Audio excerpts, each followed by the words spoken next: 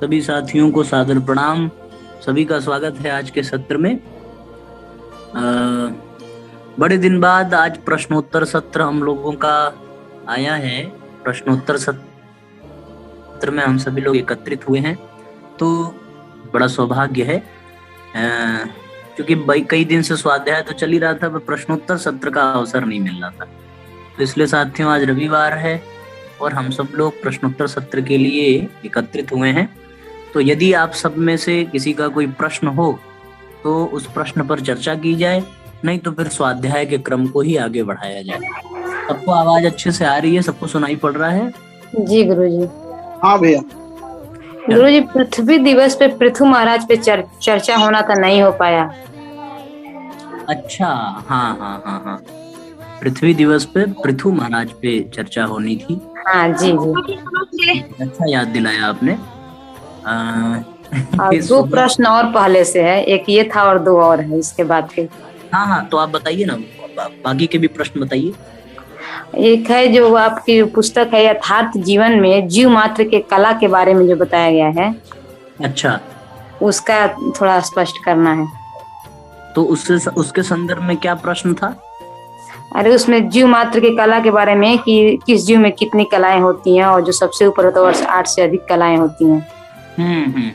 उसी को थोड़ा स्पष्ट करना था। अच्छा, तो फिर अगला प्रश्न क्या था? जुल्म और अन्याय में अंतर, जो अभी बाकी में ये है कि हुआ था कि सब लोग रहेंगे तो शाम को चर्चा होगा। हाँ, बहुत बढ़िया बहुत बढ़िया। 3 प्रश्न हो गए। चलो भैया, बहुत बढ़िया है। तो हम लोग पहले छोटे छोटे प्रश्नों को जल्दी जल्दी निपटाते चलेंगे, फिर बड़े वाले पे चर्चा करेंगे। तो एक प्रश्न ये है कि जुल्म और अन्याय में क्या अंतर है। तो चलिए भाई साथियों, आइए चर्चा का शुभारंभ करते हैं। हम लोगों ने युग निर्माण योजना पत्रिका के स्वाध्याय के अंतर्गत ये पाया था, वहां पे जुल्म और अन्याय की चर्चा हुई थी। तो पहला तो प्रश्न ये था कि भगवान ने अन्याय का निर्माण ही क्यों किया। इस प्रश्न की चर्चा का समाधान हुआ था, तो उसमें से निकल करके आया था कि जुल्म और अन्याय दोनों एक ही हैं या दोनों में कोई अंतर है ना। तो अपने आधार पर आप सब बताइए, जो भी इस प्रश्न का उत्तर देना चाहे कि जुल्म और अन्याय में कोई अंतर है क्या। जो बताना चाहें कृपा करके बताने का क्रम प्रारंभ करें शीघ्रता पूर्वक। प्रणाम भैया जी। हाँ भाई साहब, प्रणाम प्रणाम, बताइए। जी भैया, जहाँ तक मेरी समझ है, जुल्म एक बहुत बड़े सेंस में है। अन्याय, जुल्म में अन्याय ऑलरेडी आ जाता है, पर अन्याय को हम कह सकते हैं किसी के साथ अन्याय, किसी भी छोटी छोटी चीज़ों में भी हम कहते हैं कि अन्याय हो रहा है, ये ठीक नहीं है। पर जुल्म जिसके साथ हो रहा है उसके साथ अन्याय हुआ ही है। पर कई जगह पे ऐसा देखा जाता है कि अन्याय, जुल्म में अन्याय इंक्लूड है, पर अन्याय जहाँ पे है वहाँ पे ज़रूरी हम हमेशा नहीं कह सकते कि वो जुल्म ही हो चुका है, क्योंकि वो उसके किसके हिसाब से अन्याय हो सकता है, पर किसी किसी की दृष्टि से वो अन्याय ना भी हो सकता है।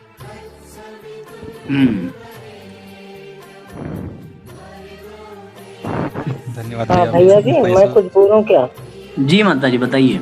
हाँ, कह रहे थे अन्याय का मतलब होता है हमारे समझ से कि किसी के साथ सही तरीके से उस चीज का मूल्यांकन न करना, उसके प्रति जो है अपने हिसाब से उसका निर्णय लेना, और ये उसके प्रति अन्याय है। यदि वो सही चीज है तो वो सही नहीं करता है आदमी, वो अपने हिसाब से उसको निर्धारित करता है। और जुल्म का मतलब है कि आदमी शारीरिक जुल्म करता है, मारना है, पीटना है, निकालना है, ये इसको अत्याचार या जुल्म इसको कहते हैं अपने हमारे समझ से। अब वैसे बहुत सुंदर, बिल्कुल बहुत बढ़िया बताया आपने। ठीक ठीक ठीक, बहुत अच्छा है। ठीक है, और किसी परिजन को बताना है? भैया प्रणाम।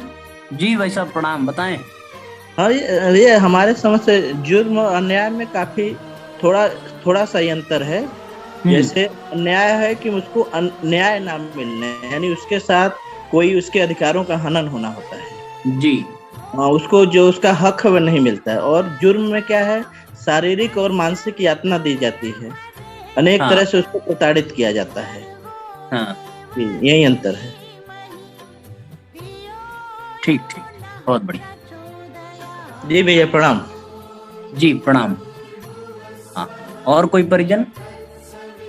अच्छा, एक बात बताइए, अन्याय और अत्याचार में क्या अंतर है?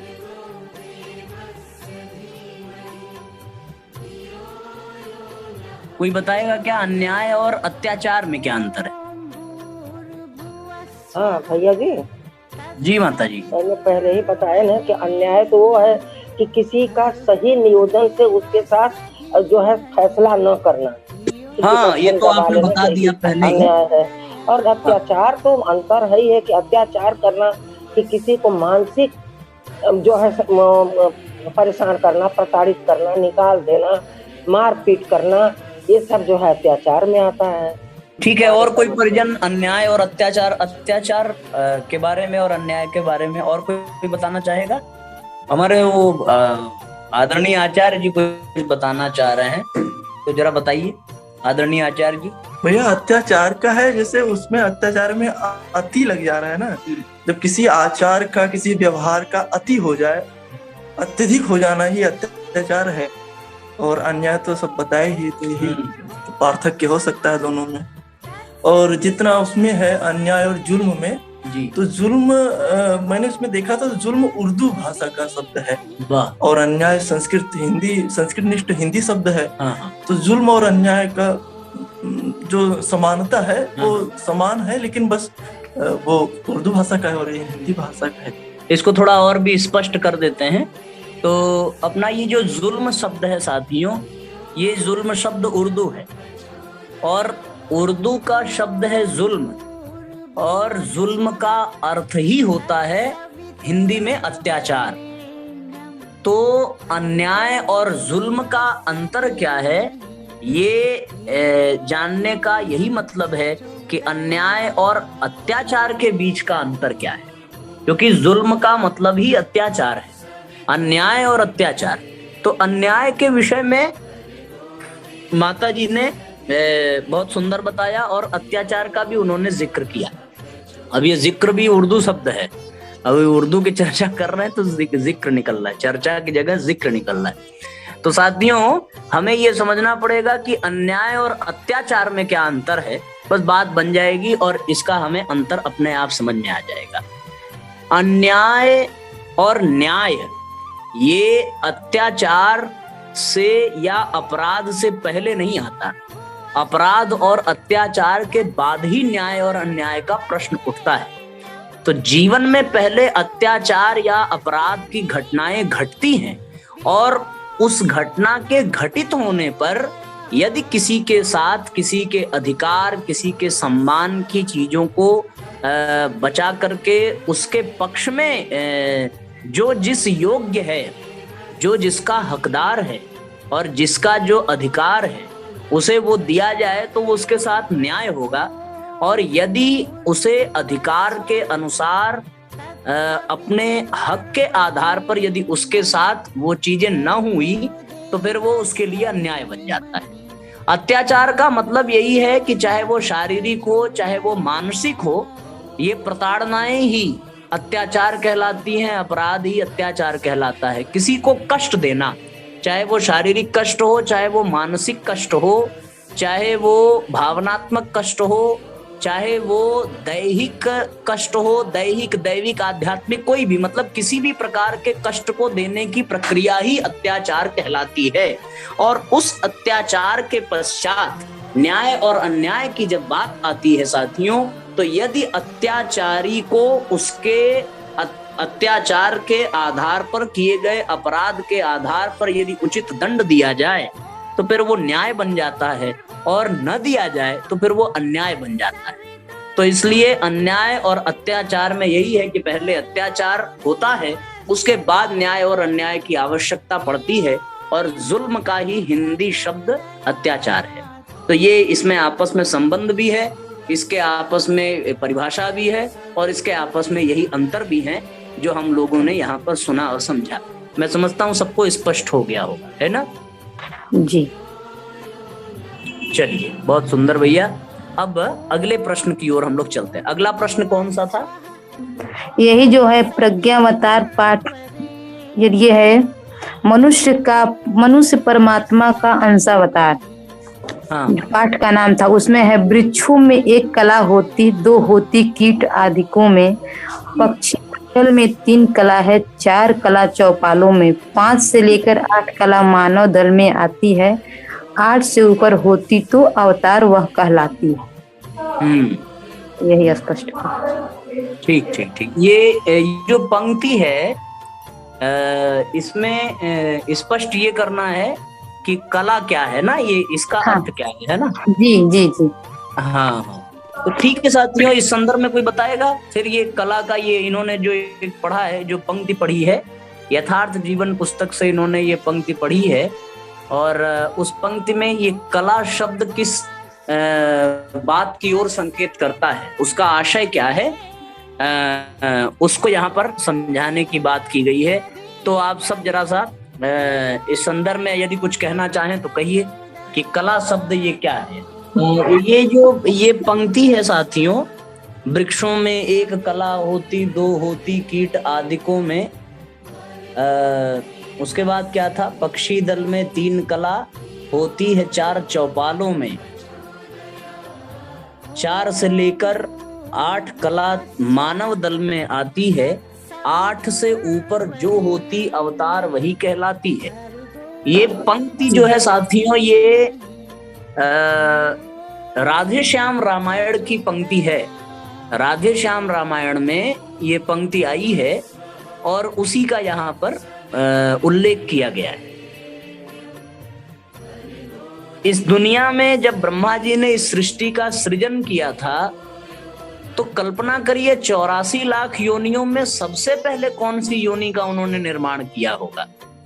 या जनरली नीचे से ही ऊपर की ओर शुरुआत की जाती है, तो यह विचार करने की बात यह है कि कहां से उन्होंने शुरू किया होगा। मतलब सबसे निम्न कोटि की योनि किसको कहते हैं, सबसे निम्न श्रेणी की योनि कौन सी है, कहां से उन्होंने शुरू किया होगा। तो उन्होंने शुरुआत की साथियों जड़ से, जड़ पदार्थों से। ये जो अपने वृक्ष हैं, पौधे हैं, पेड़ हैं, ये सारे वनस्पतियां हैं, ये सारी की सारी जड़ पदार्थ में आती हैं। इनमें चेतना का अस्तित्व होता है, पर इतना सूक्ष्म और इतना कम होता है कि इनमें जड़ता ही अधिक होती है, और जड़ता के ही कारण इनका परिचय हम पाते हैं।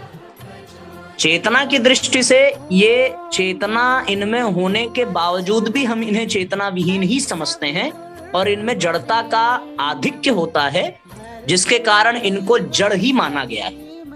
तो सृष्टि के निर्माण में सर्वप्रथम जिस योनि की शुरुआत की ब्रह्मा जी ने, वो शुरुआत जड़ से ही हुई, और उनमें वृक्ष, पेड़ पौधे और वनस्पतियां ही आती हैं।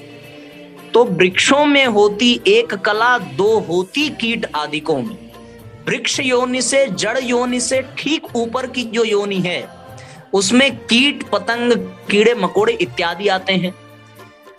ये कीड़े मकोड़े वृक्ष का सेवन करते हैं भोजन के रूप में, और फिर उसके बाद उन कीड़े मकोड़ों का सेवन कौन करता है। तो फिर तीसरी कला आती है पक्षियों की, कि 2 होती कीट आदिकों में 3 कला पक्षी दल में आती है।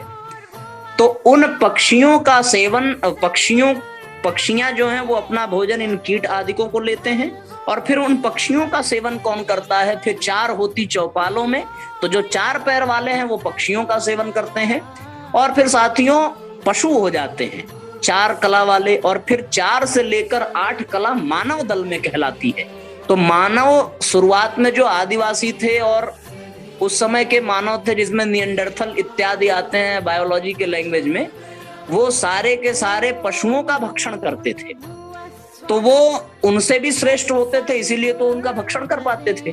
मनुष्य पशुओं का भक्षण करते, पशु पक्षी का भक्षण करते, पक्षी कीट आदिकों का भक्षण करते, कीट आदि वृक्षों का भक्षण करते, और वृक्ष जो बड़े हैं वो छोटे वृक्षों का भक्षण करते हैं।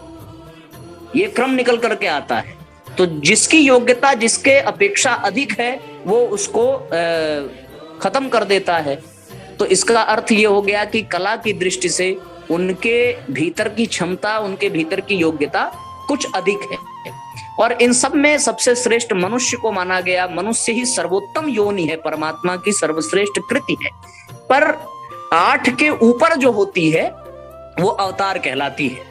परशुराम जी 8 कला के थे, उसके बाद फिर राम जी 12 कला के, और कृष्ण जी 16 कला के, फिर परम पूज्य बुद्ध भगवान 20 कला के, और परम पूज्य गुरुदेव 24 कला के।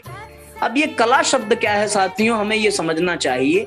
कला शब्द का यदि हम एक इस तरीके से समझें तो हम क्वालिटीज कह सकते हैं, मतलब गुण कह सकते हैं। किसके भीतर कितने मात्रा में गुण है, किसके भीतर कितने मात्रा में क्वालिटीज हैं, उसी को हम आध्यात्मिक भाषा में कला शब्द से संबोधित करते हैं।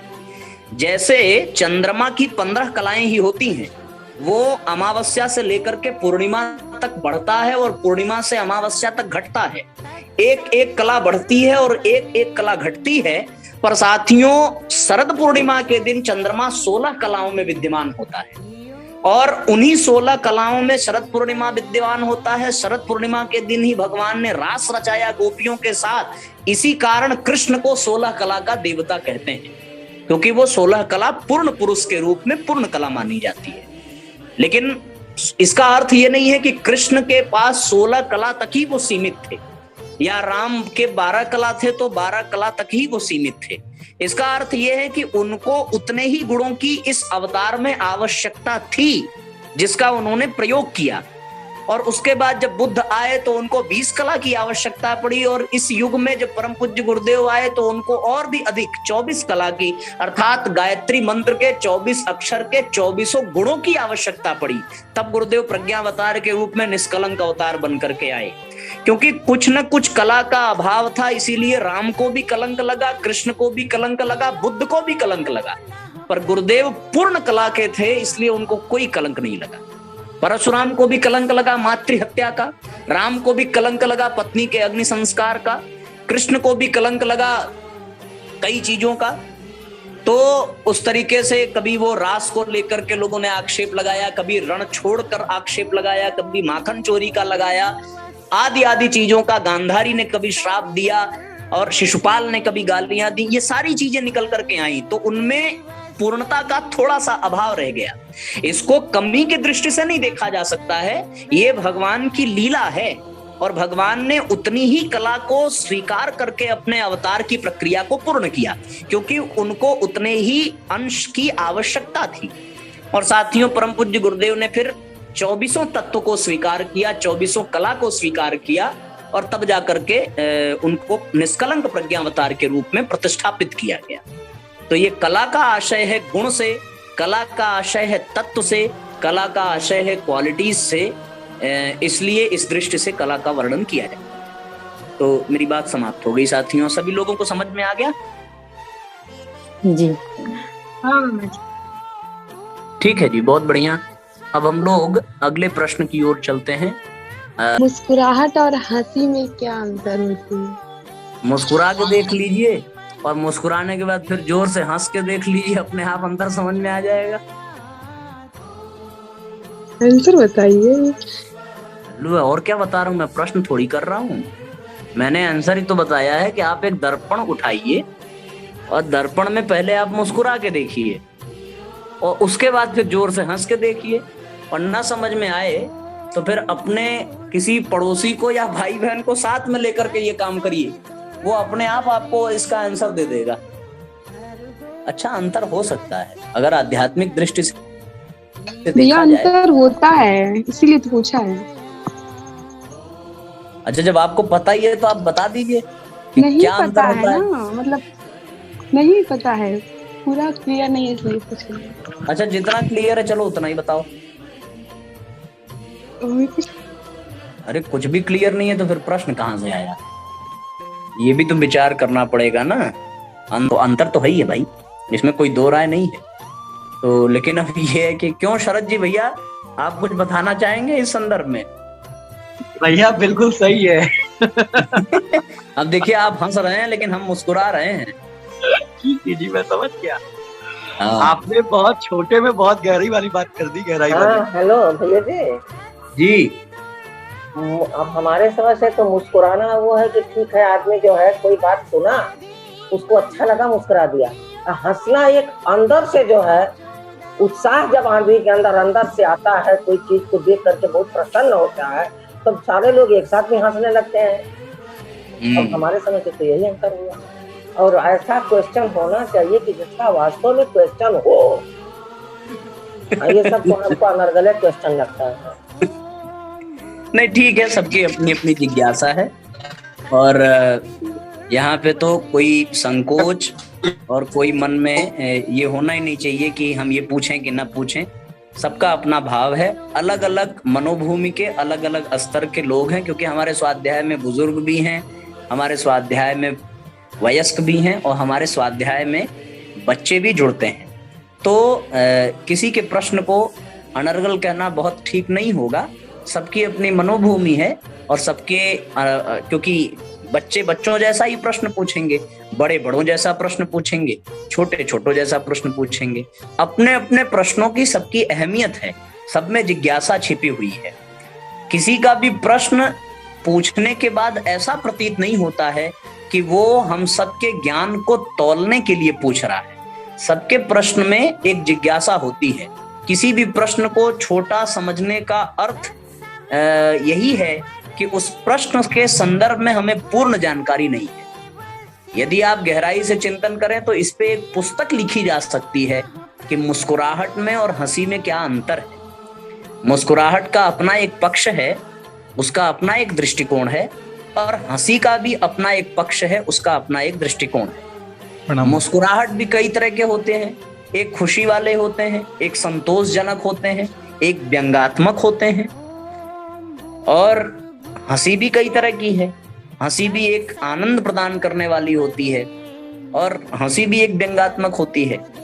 दोनों में यदि हम तुलनात्मक दृष्टि से देखें साथियों, तो विशेष अंतर नहीं है। बस ये है कि जब आप अपने भीतर के आनंद को समेट न सकें तो वही आनंद हंसी के रूप में प्रस्फुटित हो जाता है। और रह गई मुस्कुराहट की बात, तो एक नियंत्रित ढंग से अपनी खुशी को व्यक्त कर देना ही मुस्कुराहट है। और किसी आनंदवर्धक बात में जब आप अपनी मुस्कुराहट से काम न चले और जोर से ठहाके की हंसी आ जाए। स्वास्थ्य की दृष्टि से मुस्कुराना और हंसी में बड़ा अंतर है। स्वास्थ्य की दृष्टि से देखें तो योग, प्राणायाम के और शारीरिक दृष्टि से देखने पे ये लगता है कि हंसना स्वास्थ्य के लिए लाभदायक है, पर समाधि के दृष्टि से और आध्यात्मिक दृष्टिकोण से लगता है कि मुस्कुराना आनंददायक है। व्यक्ति ध्यान में मुस्कुराने लगता है। जब वो परम आनंद को अनुभव करता है तो फिर वो हंसता नहीं है, उसकी हंसी गौड़ हो जाती है और उसके भीतर मुस्कुराहट स्वतः उत्पन्न हो जाती है। और उस समय वो अपने आनंद का प्रदर्शन नहीं करता, लेकिन हंसी में व्यक्ति अपने आनंद का प्रदर्शन करता है। ये अंतर है। तो इसके अब ये विषय ऐसा है कि इस पे जितना गहराई से चिंतन किया जाए उतना ही गहराई में जाया जा सकता है। कई बार हम लोगों ने स्वाध्याय के क्रम में भी मुस्कुराहट और हंसी के ऊपर भी अखंड ज्योति युग निर्माण योजना में हम लोगों ने अध्याय पढ़ा है। तो इसलिए शारीरिक दृष्टि से देखें तो व्यक्ति अपनी भावनाओं को व्यक्त करने के लिए हंसी को एक माध्यम बनाता है, और उसी तरह अपने भावनाओं को व्यक्त करने के लिए मौन को भी माध्यम बनाता है। पर मौन मुस्कुराहट जो है, मुस्कुराहट को माध्यम बनाता है, पर जो मुस्कुराहट है वो एक साधक की हंसी होती है, और खुल करके बहुत विचित्र तरीके से जोर से ठहाके लगा करके हंस देना ये कोई भी व्यक्ति कर सकता है, उसके लिए कोई अनुशासन नहीं होता, ये चीजें निकल करके आती हैं। तो अभी इस विषय में और भी गहराई तक आप सब जाइए और जाकर के इस पे विचार करिए। जब आप देखेंगे तो परम पूज्य गुरुदेव ने मौन व्रत के समय मुस्कुराना अनिवार्य रखा है। मुस्कुराना, मैं तो ये कहता हूं कि जिंदगी में 5 म कभी नहीं भूलना चाहिए। मकार का निरंतर, पहला तो मौन, म फॉर मौन, ये होना चाहिए, और वो भी मौन होना चाहिए साधारण नहीं, मौन में मुस्कुराहट होनी चाहिए। दूसरा मकार है मुस्कुराहट, और तीसरा मकार है साथियों मारुति नंदन का स्मरण करना चाहिए। मतलब भगवान के भक्त का स्मरण करिए तो भगवान अपने आप जीवन में आएगा। तीसरा मकार है। चौथा मकार है कि जीवन में मानस का होना बहुत जरूरी है। मानस मतलब रामचरितमानस अर्थात कोई सदग्रंथ। और पांचवा मकार है साथियों म फॉर मुझे, मतलब आप मुझे भी मत भूलिए। मतलब ये है कि आपकी जिंदगी में मौन, दूसरा मुस्कुराहट, और तीसरा साथियों मानस अर्थात रामचरितमानस, चौथा मारुति नंदन अर्थात भगवान का कोई भक्त आपके जीवन में हो, और पांचवा मुझे मतलब अनिलेश तिवारी। ये 5 चीज तो आप कभी मत भूलिएगा। इसमें मुस्कुराहट भी बहुत महत्वपूर्ण। हंसना भूल जाइए, क्योंकि ये हंसने में ऊर्जा लगती है, पर मुस्कुराने में बिना ऊर्जा के आप अपने भावनाओं को व्यक्त कर सकते हैं। व्यक्ति जब तक युवा रहता है, वयस्क रहता है, तो अपनी भावनाओं को ठहाके मार करके व्यक्त करता है, पर जैसे जैसे वो वृद्ध और ऊर्जाहीन होता जाता है या उसके भीतर गंभीरता बढ़ती जाती है, आध्यात्मिक उपलब्धियां बढ़ने जाती है, तो उसकी हंसी मिटती जाती है और उसके भीतर मुस्कुराने का गुण बढ़ने लगता है। व्यक्ति जब पागल होता है तो हंसता है, परमहंस होता है तो मुस्कुराता है। व्यक्ति के जीवन में मुस्कुराहट और हंसी के ये विशेष अंतर है। तो मैंने बात करते करते 4-5 अंतर बता दिए। पहला अंतर ये कि जो पागल होगा वो अपने बातों को हंस के व्यक्त करेगा, इसको अन्यथा नहीं लेंगे, ये हर पक्ष में नहीं हो सकता, पर जो परमहंस की स्थिति में होगा वो सदैव मुस्कुराता रहेगा। दूसरा ये है साथियों कि हंसना और मुस्कुराना दोनों में ये भी अंतर है। हंसने में ऊर्जा का क्षय होता है, मुस्कुराने में ऊर्जा का क्षय नहीं होता। जो अंतर नाल और तबले में है, वही अंतर मुस्कुराहट और हंसी में है। तबला मीठा होता है, मुस्कुराहट मीठी होती है। नाल थोड़ा कड़वा होता है, हंसी कभी कभी कड़वी हो जाती है। इस विषय में अभी बोलना हो तो पूरा समय निकल जाएगा, तो इसलिए बहुत बढ़िया भैया। मैं हाँ, तो मैं प्रयास पूर्वक अपने आप को रोक रहा हूँ, इस विषय से बाहर ले चल रहा हूँ, क्योंकि किसी दिन अगर संजोग बना तो एक आध लेक्चर मुस्कुराहट और हंसी पर ही रखेंगे। तो मैं विशेष करके जो पूछा है उनको मैं विशेष धन्यवाद देना चाहूंगा, और मैं आप सबसे यही अपील करूंगा कि कोई मन में प्रश्न के लिए संकोच नहीं होना चाहिए। निसंकोच जिज्ञासा अपनी प्रकट करनी चाहिए, बिना ये सोचे कि हमारा ये पूछना ठीक रहेगा या नहीं। और जो वरिष्ठ लोग हैं उनका इस तरह से सोचना स्वाभाविक है। उनका सोचना स्वाभाविक है कि सारगर्भित प्रश्न होने चाहिए, पर प्रश्न सारगर्भित नहीं होता। उस प्रश्न का जो उत्तर होता है वो उस प्रश्न को सारगर्भित बना देता है।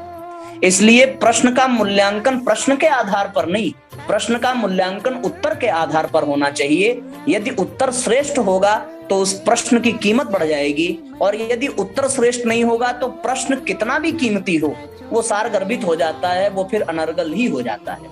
तो इसलिए हम लोग अपने आप को इस दृष्टिकोण के हिसाब से देखें तो कोई भी प्रश्न। और एक बात ये कि किसी को प्रश्न पूछने के लिए अगर हमने मना किया या उसे ये कह दिया कि इस तरह के प्रश्न ना पूछो, तो मैं समझता हूं अपने आप में ये बहुत बड़ा अपराध होगा, क्योंकि व्यक्ति का ये धर्म है, मानव की ये वृत्ति है जिज्ञासा, वो जिज्ञासा से ही सीखता है।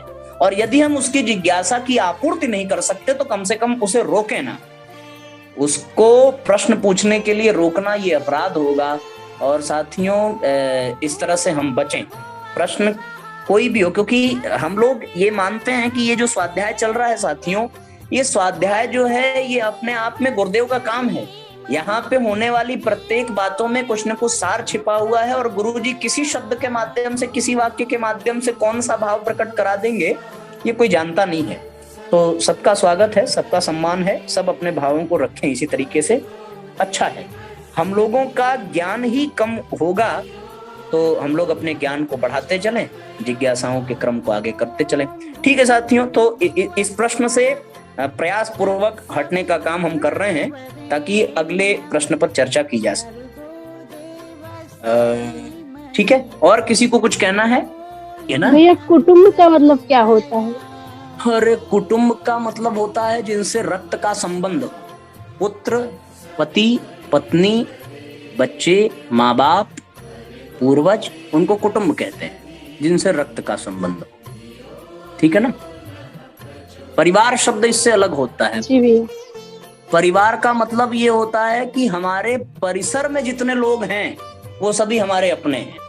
कुटुंब और परिवार में अंतर है। कुटुंब का मतलब वो जिनसे रक्त का संबंध हो, लेकिन परिसर में रहने वाले प्रत्येक प्राणी, मतलब कुटुंब में आपके दरवाजे पर पल रही गाय आपकी कुटुंब नहीं है, लेकिन परिवार शब्द का जब आप प्रयोग करेंगे तो वो गाय भी आपके परिवार का हिस्सा है।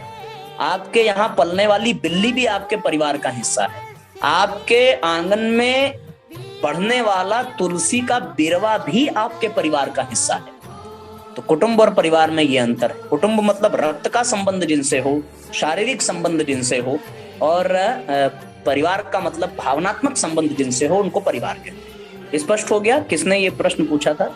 किन्होंने? जी भैया। अच्छा, चलिए, स्पष्ट हो गया ना? जी भैया। हाँ, ठीक है साथियों, और कोई प्रश्न? मामा जी, मुझे एक चीज समझ में नहीं आई है। हाँ बेटा। पहले वाले क्वेश्चन में असल में क्वेश्चन ये था कि भगवान ने अन्याय और अत्याचार क्यों बनाया था? नहीं, ये क्वेश्चन आज नहीं था। आज का क्वेश्चन ये था कि अन्याय और जुल्म में अंतर क्या है, भगवान ने ऐसा क्यों बनाया था। ये चर्चा हम लोग कर चुके हैं पहले ही। हो सकता है तुम उस सत्र में न जुड़े हो, क्योंकि सुबह के ही सत्र में इस प्रश्न पर चर्चा हो चुकी थी कि भगवान ने अन्याय और अत्याचार क्यों बनाया। ठीक है ना? ठीक है मामा। हाँ, तो इस प्रश्न का उत्तर यही था कि भगवान ने बनाया ही नहीं है। भगवान ने बनाया नहीं है। मनुष्य अपने स्वार्थ के कारण अपने द्वारा किए गए कर्मों को अत्याचार और अन्याय का रूप दे देता है। ये इसमें भगवान का कोई हाथ नहीं है। वैज्ञानिक बंदूक बना देता है, पर उसका उद्देश्य था आत्मरक्षा के लिए, पर हम लोगों ने उसका प्रयोग हत्या करने में कर दिया, तो इसमें वैज्ञानिक का कोई दोष नहीं माना जाएगा। तो उसी क्रम में भगवान ने बनाया नहीं है, पर व्यक्ति अपने आचरण से वैसा कर देता है कि किया गया कर्म अत्याचार और अन्याय बन जाता है। उसमें भगवान का कोई नहीं होता। ठीक है साथियों, एक अपना रह गया है महाराज पृथु की कथा, तो वो हम कभी अगले सत्र में उसकी चर्चा कर लेंगे और विस्तार से उस संदर्भ में बताएंगे कि इस कथा का आशय क्या है। आज समय पूरा हो गया है, और तो किसी का कोई प्रश्न नहीं है ना? ठीक है, फिर आज की चर्चा बहुत महत्वपूर्ण रही, और मैं आप सबसे सत्य कहता हूँ कि सभी प्रश्नों में सबसे अच्छा प्रश्न हमें यही लगा, मुस्कुराहट और हाँ, मुस्कुराने वाला और जी मुस्कुराने वाला ही लगा, मुस्कुराहट और हंसी। जी, मुझे अभी तक का सर्वश्रेष्ठ प्रश्न आज का यही लगा, मुस्कुराहट और हंसी में क्या अंतर है। तो हम लोग भी विचार पूर्वक इस तरह के प्रश्न रखें और उसकी चर्चा करें। हालांकि हम लोगों ने आज 4 प्रश्नों पर चर्चा की। पहला प्रश्न था जुल्म और अन्याय में क्या अंतर है। दूसरा प्रश्न था कि ये कला शब्द का आशय क्या है, और तीसरा प्रश्न था मुस्कुराहट और हंसी में क्या अंतर है। चौथा प्रश्न है कुटुंब किसे कहते हैं और परिवार किसे कहते हैं। ये 4 प्रश्न ही थे संभवतः, है ना? इसके अतिरिक्त तो और कोई प्रश्न नहीं था। जी जी। चलिए ठीक है साथियों, आज के सत्र को विराम देते हैं। ओम भूर्भुवस्वः तत्सवितुर्वरेण्यं भर्गो देवस्य धीमहि धियो यो नः प्रचोदयात्।